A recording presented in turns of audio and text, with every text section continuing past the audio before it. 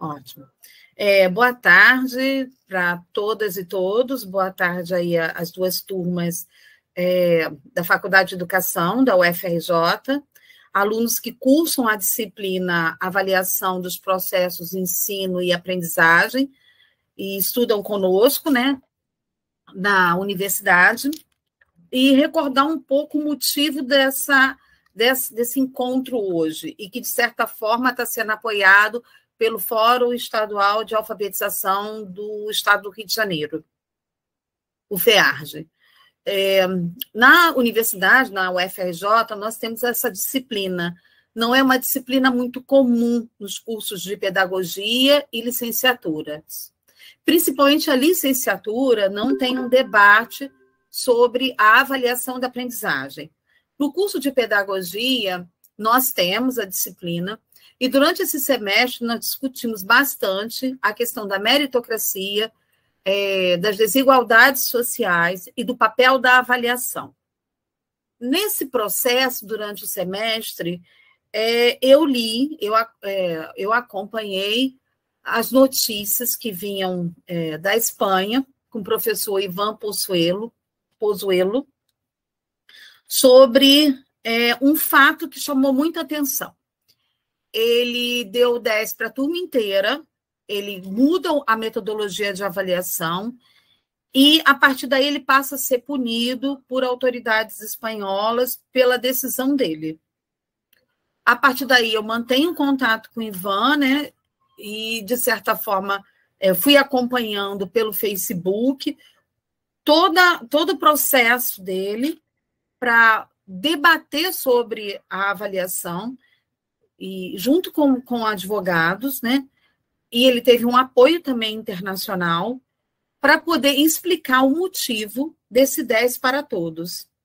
E aí o professor Ivan aceita, né, esse desafio conosco, e hoje ele está aqui para conversar com as duas turmas e com as pessoas que estão assistindo sobre essa decisão de dar o 10, desse processo doloroso na Espanha, né, sobre a autoridade pedagógica de poder avaliar e dar o 10 para os alunos.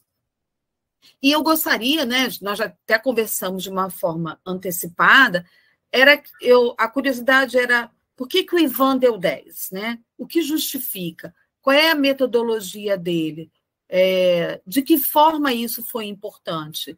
E que tipo de consequências isso trouxe, né? E o que nós podemos hoje analisar, né, esse processo avaliativo.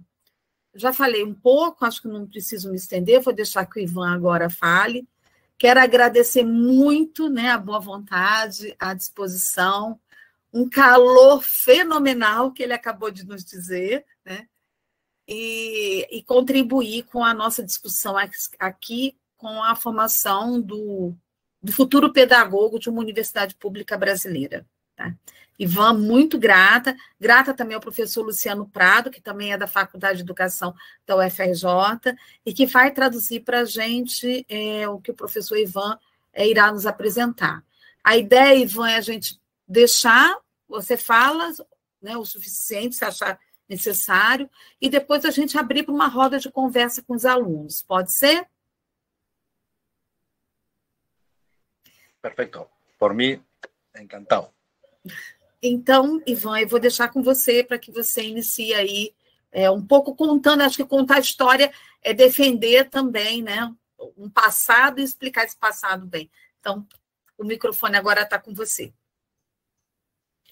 Perfecto, muchas gracias. Quiero agradecer a Elaine la invitación y al Foro Estatal de Alfabetización de Río de Janeiro esta invitación.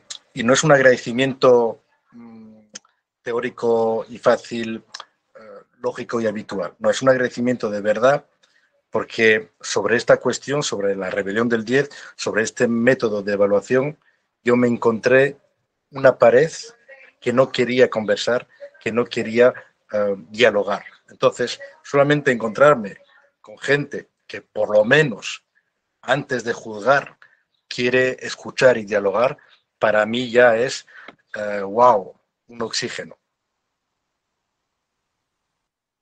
Luciano, si quieres Sim, professor.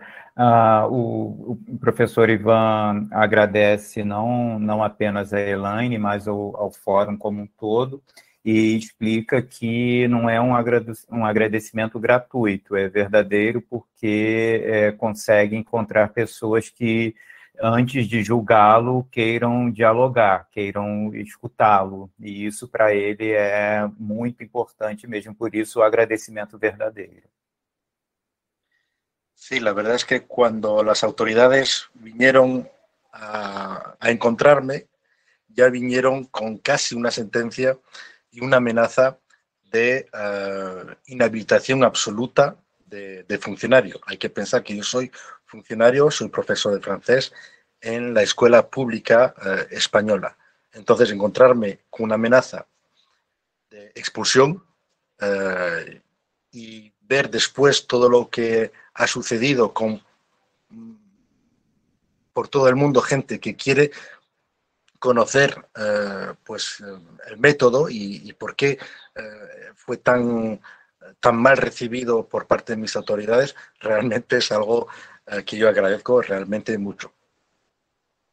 O professor explica que a questão é que as autoridades de Espanha já vieram não para conversar, e sim para puni-lo. Ele é um professor de francês em escola pública na Espanha, e não quiseram saber como era o método dele, simplesmente já quiseram puni-lo, já vieram para puni-lo, as autoridades de Espanha, e que por isso o agradecimento, porque aí ele logo teve o reconhecimento do mundo todo e pessoas que sim quiseram conversar, ao contrário do que aconteceu na Espanha com as autoridades de lá. Y realmente, pues yo llevo 20 años ejerciendo la profesión de docente en una etapa obligatoria. Es decir, los alumnos no decidieron estudiar, no decidieron entrar en mi clase, sino que esa era obligatorio. Y yo llevaba aplicando este método del 10, de poner 10 a todos los que trabajaban, pues unos 10 años. Una vez que entré en grupos de profesores, que nos hacemos preguntas, que queremos abrir un poco más los secretos, ¿no?, de un aprendizaje para todos y para todas de éxito, pues me dijeron, oye, ¿por qué no escribes un libro? Escribí un libro, salió la noticia en la prensa local y a partir de ahí se desencadenó todo el proceso. O professor Ivan já exerce a sua profissão há 20 anos. As turmas são turmas obrigatórias, né? São turmas que com classes, com aulas obrigatórias. Ele tem esse método do 10 que ele já exerce há muito tempo, e alguns colegas, conversando com colegas, alguns colegas disseram, por que você não publica um livro a respeito? Ele publica o livro a respeito e logo após a publicação ocorre isso tudo da perseguição e tudo mais. Hay que saber que, aunque soy español, yo me crié en París como inmigrante. Isso é importante. O professor explica que, ainda que seja espanhol, ele foi criado em Paris como imigrante. Y entonces regresé a mi tierra natal, a España, en el norte, Asturias, y saqué la plaza de profesor. ¿Cómo llegué yo a poner un 10 a todos mis alumnos? Primero, leyendo la ley, porque las leyes educativas en España, y yo creo que en todo el mundo, teóricamente, sobre el papel, están muy bien escritas. Y me criaron para cumplir la ley, no para incumplirla. O professor explica que como ele chegou ao 10, né? Lendo as leis educativas, as leis sobre educação, que ele pensa que são assim em todo mundo, e ele não descumpriu a lei, né? Ele pensa na lei para cumpri-la e não para descumpri-la. Então, é isso que ele está explicando também, essa questão do 10, ele não está indo contra a lei.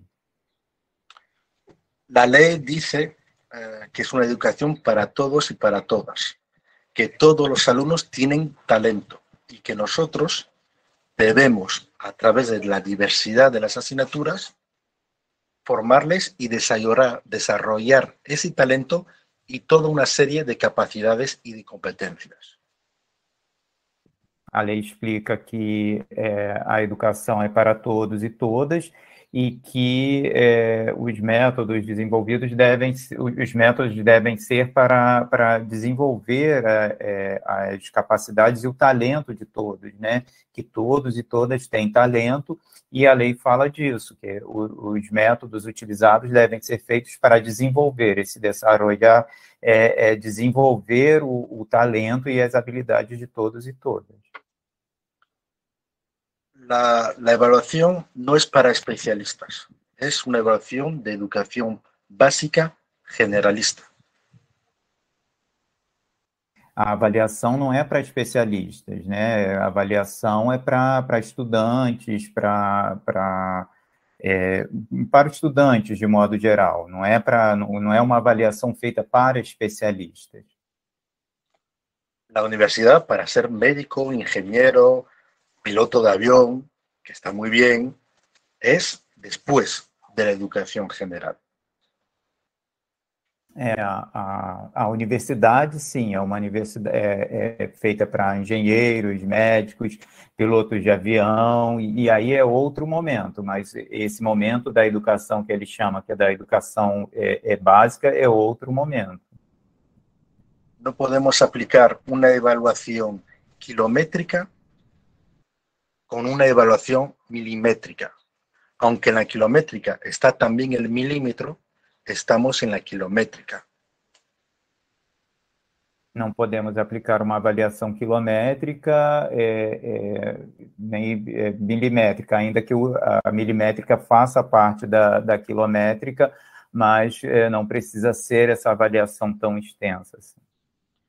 Y las leyes no pone que hay que seleccionar al alumnado. Si pone que hay que seleccionar al alumnado, mi método no puede aplicarse, porque mi método no es para seleccionar al alumnado, es para formar a todos y a todas y adaptarse a cada uno de ellos y de ellas en su ritmo y en su progreso. Y sobre todo, es para que nunca, jamás, ningún alumno pare de aprender. Perfeito. É que eu quero traduzir tudo, mas eu fico também absorvendo conhecimento também. Que o professor explica que a lei fala da educação para todos e não é para selecionar alunos, né? A lei, a educação é para que ajudar, auxiliar os alunos nos seus ritos, na aprendizagem, e para que nenhum desista do caminho, né? Nenhum desista no meio do caminho. Hubo leyes que eran para seleccionar, y eso era en España al menos, incluso en Francia, en democracia, en España de la España franquista, de los años 50. Eso sí lo ponía bien claro, había que seleccionar a los buenos alumnos. Esa concepción ya no está en las leyes desde hace 20 o 30 años en España. Entonces, ¿por qué aplicarla? Porque los profesores que se educaron en la selección siguen siendo los professores. Perfeito. O professor explica que, minha auxiliar aqui estava me explicando sobre progressiva, uma avaliação progressiva. O professor fala da educação seletiva, né, dos anos 30 na Espanha. Quando o professor fala da época do franquismo, na Espanha franquista, foi uma época de ditadura militar, sob o comando do general Franco na Espanha, e que havia leis que buscavam selecionar os melhores alunos, que as avaliações buscassem selecionar os melhores alunos. Só que essas leis já não são aplicadas, já não existem mais na Espanha, ele lembrou até da França também, já não existem há mais ou menos 20 anos, 20, 30 anos. Mas, ainda assim, os professores que passaram por esse momento de seleção, que foram avaliados, né, como melhores ou piores, viveram essa parte, são os professores que aplicam as avaliações hoje em dia. La educación obligatoria no es para especializar. Las matemáticas no es para ser matemáticos, los de lengua no es para ser escritores, y los que vengan a francés no es para que hablen igual de francés como yo. Que sí, pues mejor que mejor. Pero estamos en una educación pública, con las aulas, con muchos alumnos, con no todos los medios necesarios, entonces tenemos que adaptarnos entre la ley, la teoría, muy bonita, ideal, la realidad y nosotros como docentes. Sim, professor Ivan está falando das leis que são muito bonitas, né? Na teoria é uma coisa, e que a gente tem que adaptar essa lei a uma sala de aula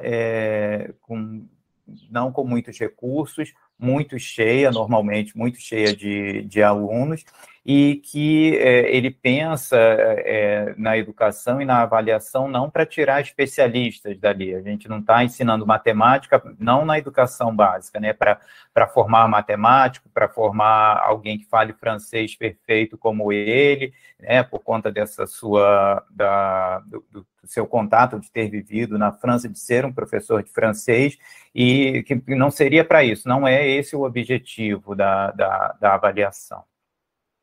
No es admisible que un niño o una niña de 11 años o 12 años me diga a mí: no te preocupes, profesor, es que yo soy tonto o soy tonta. Eso es inadmisible. O professor explica que é inadmissível ouvir de crianças: não se preocupe, professor, é que eu sou um tolo, uma tola, mais do que tolo e tola, aqui para o nosso português seria: eu sou burro, sou burra. Não se preocupe, professor, que eu sou um burro, sou uma burra, e não aprendo. Isso para ele é inadmissível. Lo que no se puede es que a estos alumnos, cuando en clase, y es ahí donde todo empezó, les pido hacer un ejercicio y lo hacen muy bien, no le pongamos un 10. Ele está dizendo que quando esses alunos, quando o professor passe para eles um exercício, uma atividade, e eles o façam muito bem, nada impede que eles recebam um 10. El 10 no es solamente para el examen, el gran examen global, parcial, no, es para el día a día, todos los días. Y si todos los días el alumno hace bien las cosas, ¿por qué lo tenemos que volver a repetir en otro examen? Y él lo hizo bien. Yo lo que estoy aquí es para diagnosticar, para decir a los padres, al gobierno, a las autoridades: este alumno es capaz de. No significa que lo haya retenido para toda la vida. Nadie de nosotros sería capaz de volver a aprobar todos los exámenes de 15 años sin revisar. O professor fala de exame diagnóstico e não seletivo, né? De que esse dia a dia, se o aluno é capaz de fazer isso, fazer bem a disciplina, a matéria, a atividade diariamente, nada impede que ele receba um 10, porque não é um exame global para o final, nem nada disso. E é isso que ele quer passar para os pais. Cuando comprobé que poniendo 10 a un alumno en un ejercicio diario, donde no se pone normalmente ninguna calificación, y vi cómo le motivó, seguí. Y toda la clase empezó a decir: yo también quiero que me pongas un 10. Cuando ellos lo hacían mal, yo no les ponía un 10. Por eso digo que yo solo pongo 10. Mi formación académica francesa me lleva también a ser provocador, irónico y sarcástico, y aquí en España no, esa formación no les ha gustado. O professor explica, vou começar pelo final, o professor explica que a sua formação acadêmica francesa, né, em França, o faz ser bastante irônico, sarcástico em alguns momentos, e isso em Espanha não cai muito bem, na Espanha não cai muito bem. E antes ele começa explicando que ele põe 10, e é um professor de 10, né, de vários 10, por 10 em exercícios diários, e ele verifica o quanto os alunos ficam contentes com isso, né? Ao invés de colocar num exercício final, ele já põe nos exercícios diários, e às vezes tem outros alunos, professor, também quero um 10 como ele ou como ela, e aí isso, e nem sempre ele dá 10 diariamente, depende do que o aluno propõe ali, do que o aluno traz para ele. Pero a lo largo de un año de clase, a lo largo de un año, ¿cómo no van a tener 10? Entonces el sistema no funciona. Y a lo largo de 12 años de escuela obligatoria, ¿cómo no vamos a tener 10? Entonces el sistema no funciona. Y además, entre el diploma, el certificado, la meritocracia, es a partir del 5. Que tengas un 5 o un 10, tienes el mismo diploma. Ahora bien, en mi clase, cuando yo tenía alumnos con fracaso escolar, riesgo de abandono, sin bolígrafo, sin papel, no queriendo hacer nada, al poner el 10, empezaron a escribir, a contestar, entonces para mí es un 10 para esa persona. Y eso es lo que a mí me motivó para seguir. ¿Qué necesidad tengo con un riesgo de abandono de ponerle un 1 que él ya sabe que tiene un 1? Nosotros estamos aquí para arrancar ese coche, esa persona que está bloqueada. O professor explica que com 5 ou 10, eles conseguem o mesmo certificado depois de 12 anos, que esse sistema da meritocracia é um sistema que não impede de dar 10, porque ele diz que a partir do 5 você já vai ter o mesmo certificado que aquele que tem a 10. O que ele coloca é que a gente tem, às vezes, alunos com risco de abandono, alunos que não têm caneta para escrever, e se você dá 1 para esse aluno, por exemplo, esse aluno vai abandonar de vez. E dando 10, ele comprovou isso, que dando 10, muitos alunos o aluno não abandona, se sente motivado a seguir, e isso o motiva também, enquanto professor, a seguir com esse método. El 10, o los 10 míos, es dar confianza al alumnado, es poner en práctica algo que en teoría todos estamos de acuerdo, y es que no se puede penalizar el error, que no pasa nada por confundirse, que para eso estamos en una edad de formación. Bueno, pues si eso es verdad, si esa teoría es verdad, tiene que tener una práctica. Yo esa práctica yo no la vi. Con el método del 10 sí, porque es la confianza de decir, ellos ya no tienen necesidad de copiar, porque yo lo que quiero es que no copien. Yo quiero a ellos de verdad, no quiero a los padres que hagan el trabajo, que hagan los ejercicios. Yo quiero que ellos se confundan, porque así se aprende. Ele explica que quer que os alunos mesmos façam seus exercícios, que os alunos se confundam quando tenham que disse, mas sem esse peso do erro, do equívoco, e que é isso que ele se entende, né, como professor. E depois... Desculpa-me, professor, só um rato. É que eu esqueci aqui, que eu estou com a minha aluna auxiliando, e é a questão do 10, que o 10 é para dar confiança a esses alunos, né? Não ter necessidade de copiar do outro porque receberam o 10. Que esse 10 é essa vontade de dar confiança aos alunos. Desculpa. Sim. E depois há outra questão, que é o acesso à universidade. El acceso a la universidad hay que tener notas para entrar, para motivarse. Yo vengo de un sistema, el francés, donde los que éramos un poco vagos, inmigrantes, y que nos gustaba hacer mucho la fiesta, pues nos derivado hacia bachilleratos pues más técnicos, más profesionales. Pero con ese bachillerato teníamos el acceso a la universidad que queríamos y a la facultad que queríamos. No como aquí en España, donde según la nota que tú tengas de acceso a la universidad, vas a poder hacer lo que tú quieres o no. Es decir, aquí se obliga a hacer lo que uno no quiere hacer. Si eso es bueno para una sociedad. O professor explica que, diferente da Espanha, onde a nota importa para entrar na universidade, ele vem de um sistema educacional na França, onde cresceu e estudou, que porque na França tem um sistema de bacharelado, mas que não é o nosso bacharelado aqui da universidade. É um bacharelado no ensino médio, no final do ensino médio, e que com esse bacharelado, já seja técnico ou em humanas, você, a partir dele, do teu desempenho dele, você escolhe o que vai fazer na universidade.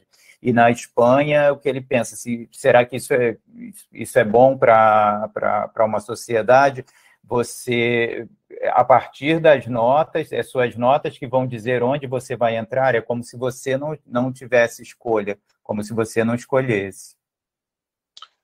Los profesores no somos jueces, somos formadores. Los jueces son los propios alumnos y la vida, pero nosotros no somos jueces. Es increíble ver a profesores que son capaces con alumnos de 4 años, de 12 años, de 18 años, saber con una bola de cristal, que son exámenes parciales de su asignatura, si va a poder o no va a poder hacer lo que quiere hacer. La motivación es clave. Hay estudios por todos los lados sobre eso. ¿Por qué no lo aplicamos? O professor explica que há estudos sobre a questão da motivação e diz que nós, professores, não somos juízes, né? O professor não é juiz, e sim um formador. E aí você pegar alunos de 4, 10, 18 anos e querer que eles saibam já o que vão fazer, não é... Ele trabalha com a questão da motivação e explica que há vários estudos sobre isso, né? Sobre a questão da motivação. Então, por que não fazer? Não trabalhar com essa questão da motivação e de pensar se o professor como motivador, como formador e não como juiz. Hay personas que están preocupadas con mi método por los buenos de verdad. Habría 10 de verdad, gente brillante de verdad, y gente brillante menos de verdad, y gente que no sería brillante, ¿no? Y lo que hay que entender es que, además del 10, yo trabajo por proyectos. Mis actividades son simulaciones, son aprendizajes, son vídeos. Y entonces, un alumno bueno, se supone estudiante, no es que sea bueno, es que es buen estudiante, es diferente. Y otro menos bueno estudiante, pues su creatividad les va a llevar más lejos o menos lejos, pero cada uno es su progreso. Si en mi clase, que los tengo, hay un alumno que sabe hablar francés, porque es francés, o sus padres fueron inmigrantes en Francia, no es mi referencia para calcular las notas. No. Él aparte, los otros aparte. Aunque están en colectivo, es una evaluación individualizada. Perfeito. O professor Ivan explica que parte da crítica de alguns colegas, né, de alguns professores, é que o método dele desfavoreceria aqueles que realmente são bons, e ele põe bons entre aspas, que é isso para ele, e favoreceria os que são menos bons, né, que ele também coloca entre aspas.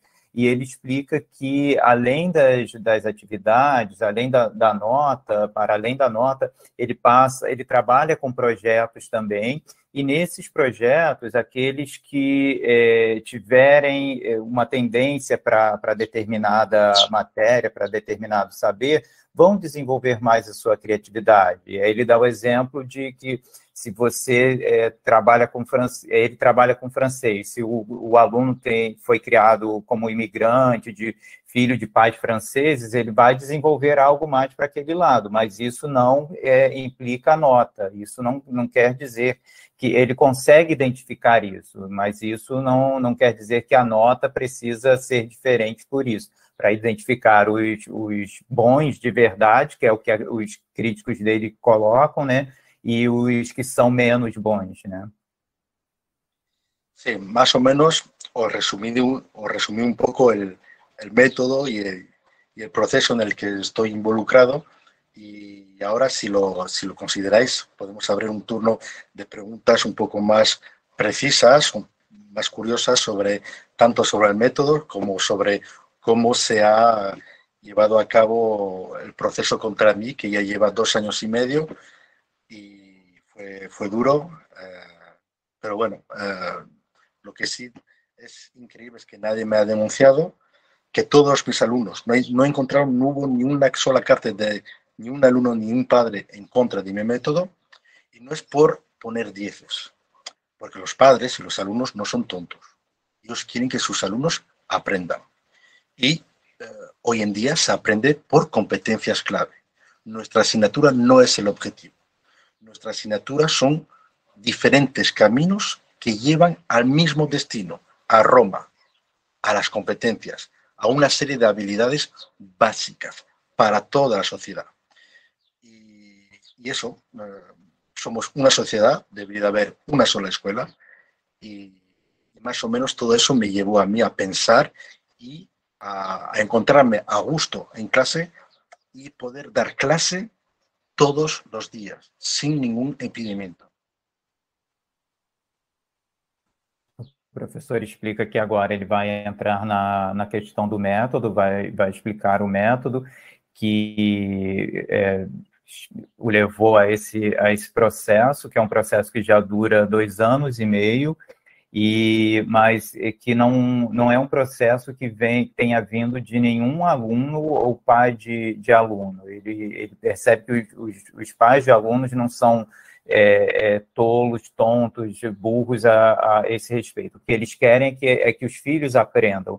E o trabalho dele é com competências, né? Que as disciplinas elas não são isoladas, as disciplinas levam ao desenvolvimento de competências e de habilidades, né? Ele fala de um só caminho a Roma, mas a Roma como esse lugar final que seria o desenvolvimento das habilidades, das competências.